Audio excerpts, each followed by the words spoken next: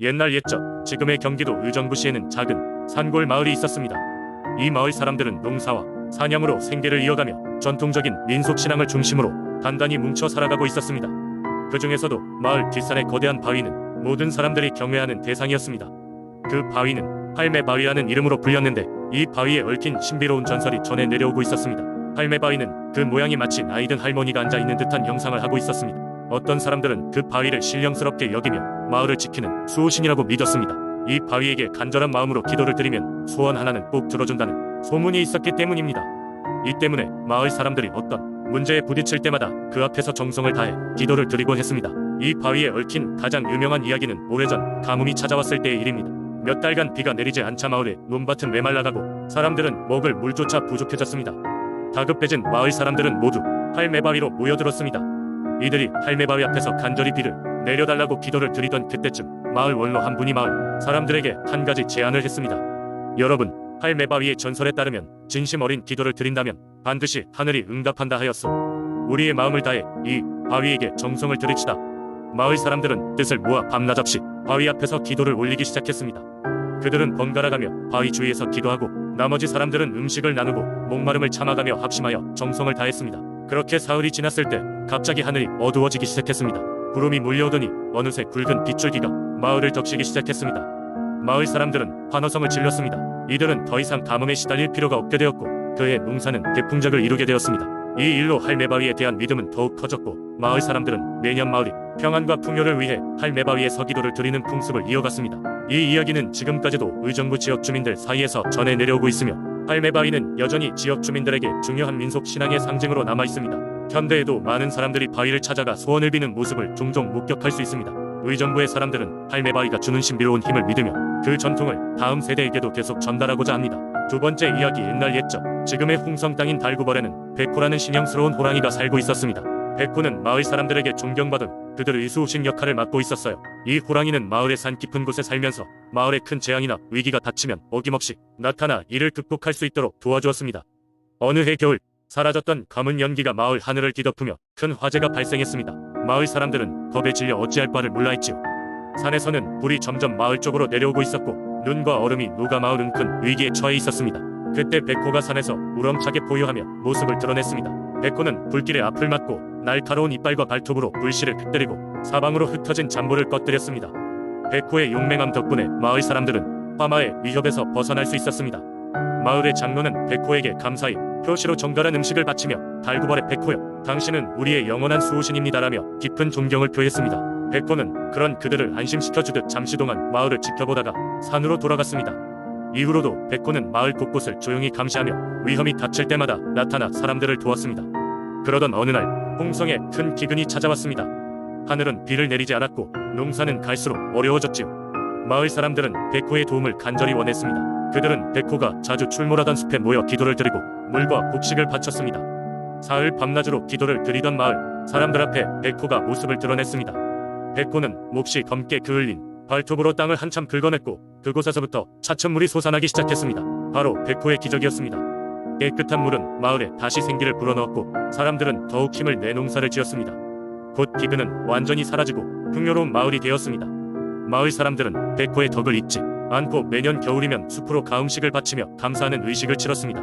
세월이 지나고 세상이 변했지만 지금도 홍성 지역에는 백호가 있었다는 전설이 전해져 내려옵니다. 특히 홍성의 구불구불한 산길을 걷다 보면 어딘가에서 백호가 마을을 지켜보고 있을 것이라는 이야기를 믿고 사람들은 그 길에서 조심성 있게 걷곤 합니다. 백호는 더 이상 모습을 드러내지 않지만 마을 사람들의 마음속 수호신으로 언제까지나 남아있을 것입니다. 세 번째 이야기. 옛날 옛적 태백산 깊은 산속에는 마을 사람들이 신성하게 여기던 작은 연못이 있었습니다. 이 연못은 비가 많이 온 해에도 물이 줄지 않았고 가뭄에도 끄떡없어 항상 맑은 물을 간직하고 있었기에 사람들은 연못에 살고 있다는 용신에 대한 이야기를 전해오고 있었습니다. 특히 마을의 어느 집안에는 이 용신과 소통할 수 있는 능력을 지니고 있다는 소문이 있었습니다. 그 집안의 도령은 바로 우리의 주인공인 성실한 나무꾼 이찬이었습니다.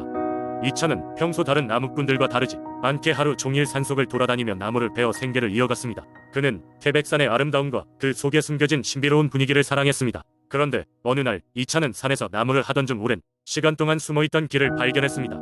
호기심에 그 길을 따라가 보니 평소 알지 못하던 작은 계곡에 다다르게 되었고 그곳 중심에는 마을 사람들이 전설처럼 긋던 작은 연못이 있었습니다. 이찬은 연못 근처로 다가가자마자 묘한 기류를 느꼈습니다. 그리고 연못에서 맑고 청아한 목소리가 들려왔습니다. 여기까지 온 것을 환영하오. 나무꾼 이찬, 난 이곳의 용신이오. 이찬은 당황했지만 예의 바르게 머리를 숙여 인사를 했습니다. 용신은 그에게 특별한 능력을 주겠다고 했습니다. 그 대가로 마을과 연못 그리고 태백산을 잘 보살필 것을 약속받는 것이었습니다. 이찬은 용신의 제안을 받아들여 매일 연못을 찾아가 용신의 지혜를 배우기 시작했습니다. 그는 용신의 도움 덕분에 예전보다 나무를 효율적으로 사용할 수 있는 방법을 터득하게 되었고 자연과 조화를 이루는 법을 습득하였습니다. 덕분에 마을의 산림 자원은 점점 풍성해졌고 그 과정에서 마을 사람들도 점차 태백산의 환경을 보호하는 것의 중요성을 깨닫게 되었습니다. 어느 날 마을에 큰 가뭄이 들었습니다. 마을 사람들은 모두 근심에 잠겼고 이찬에게 도움을 요청했습니다. 이찬은 즉시 용신을 찾았습니다. 용신은 이미 그런 상황을 알고 있었으며 마을을 돕기 위한 방법을 알려주었습니다. 이찬은 용신의 지침에 따라 태백산이 자연 원리를 활용하여 물을 효율적으로 활용할 수 있는 도구와 방법을 마을 사람들에게 전수했습니다. 덕분에 마을은 가뭄을 무사히 극복할 수 있었습니다. 시간이 흘러 이찬은 마을 사람들에게 존경받는 인물이 되었고 그의 집안은 태백산과 연못, 자연을 지키는 수호자가 되었습니다. 그리고 이찬의 이야기는 대대로 전해 내려와 오늘날까지도 태백 민속신앙에 깊이 자리잡고 있습니다.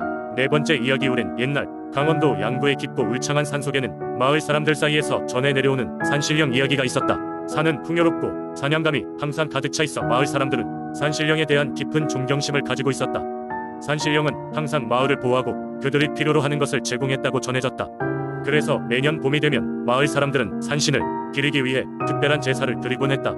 그러던 어느 해 마을에는 젊고 대담한 사냥꾼 이수영이 살고 있었다. 수영은 어릴 적부터 산속을 뛰놀며 사냥과 자연에 대한 깊은 이해를 쌓아왔다. 그는 자신의 능력과 재능을 믿고 있었고 그 어떤 사냥꾼도 자신을 능가할 수 없다는 자신감을 가지고 있었다. 하지만 수영은 이 마을에 전해져 내려오는 산신령 이야기를 그저 옛날 이야기로만 여겼다.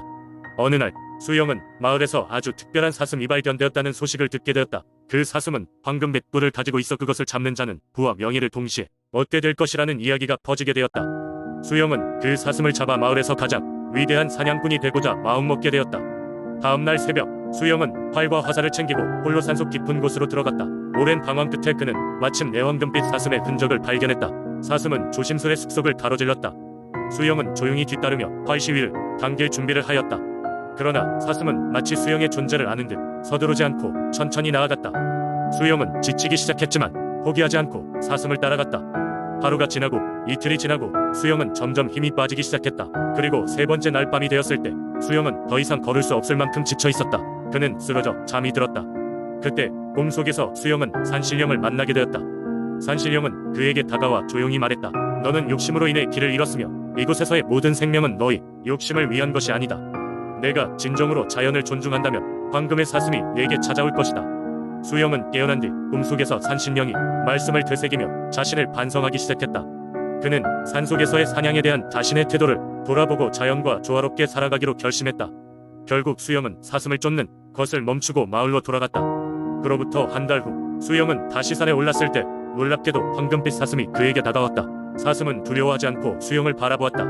수영은 그 순간 모든 것을 깨달았다. 사슴이 상징하는 것은 부와 명예가 아니라 자연의 조화와 평화로운 마음이었다. 그 후로 수영은 마을 사람들에게 산신령에 대한 이야기를 전하며 자연을 존중하고 산신께 감사하는 마음으로 살아가기를 권장했다. 산신령과의 만남은 그의 삶을 변화시켰고 마을 사람들 역시 그의 이야기를 들으며 자연과의 조화로운 삶을 추구하게 되었다. 이러한 전설은 지금도 양구마을 사람들 사이에서 전해 내려오며 사람들에게 자연과 함께하는 삶의 중요성을 일깨우고 있다.